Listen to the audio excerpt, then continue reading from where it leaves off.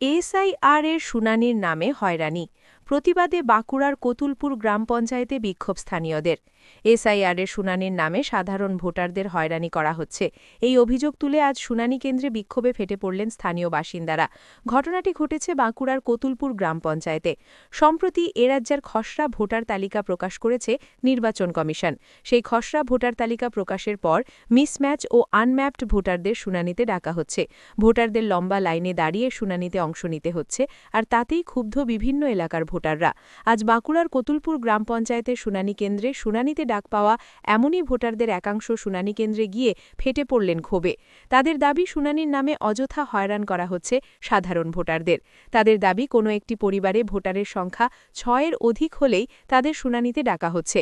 শুনানির ক্ষেত্রে নির্দেশিকাও ঘন ঘন বদল করছে নির্বাচন কমিশন। এর ফলে সাধারণ ভোটাররা অযথা হয়রানির শিকার হচ্ছেন। দৈনন্দিনের কাজ ছেড়ে শুনানি কেন্দ্রে লম্বা লাইনে দাঁড়িয়েও সুরাহা মিলছে না।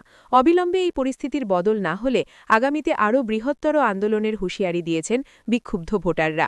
এসআইআর এর যে লিস্টে আমাদের নামের মিসম্যাচ এসেছে, বলছে নাকি 6 জনের বেশি হলে বাড়িতে তাদের সবারই হিয়ারিং আসছে। আচ্ছা, একটা বাড়িতে কি 6 জনের বেশি মেম্বার হতে পারে না? গণেশ কুমার কি জানেনি বসে বসে ওখানে বকতালি মারছে বসে বসে কাঁচের রুমে।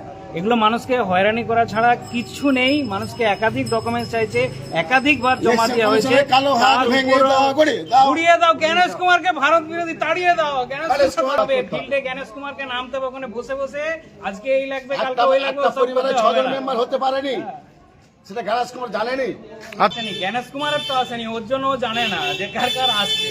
বাকি সবাই বিশিষ্ট ব্যক্তি, কোথায় অমর্ত্য সেন, হ্যাঁ সেইখানে, তারপরে হচ্ছে আমাদের বিশিষ্ট যে সাংসদ আছে, বিভিন্ন সাংসদ, তারপরে এমএলএ, তারা পার্লামেন্টের মেম্বার, লোকসভার মেম্বার, তাদের পর্যন্ত আসছে নাম।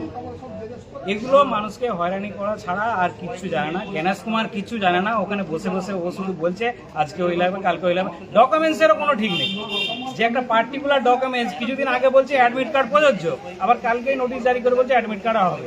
মানুষকে রোজের রোজ আজকে একরকম বলছে যে অ্যাডমিট দিলে হবে, আবার সন্ধ্যের পরে বলছে মানুষকে বলছে যে আপনাদের 2002 সালে আবার জেরক্স করে দিতে হবে, 2011 সালে সেন্সার গণনা আছে সেটা দিতে হবে, আইসিডিএস কেন্দ্রে তার একটা সার্টিফিকেট বের করে দিতে হবে। মানে রোজের রোজ কমিশনার এই মানুষকে হয়রানি করছে যাতে কিছু মানুষের ভোট বাদ দেওয়া যায়। এগুলো চক্রান্ত চলছে। এই চক্রান্ত সাধারণ মানুষকে আমি আহ্বান করবো সকলে মিলে এ রুখে দাঁড়াতে। কারণ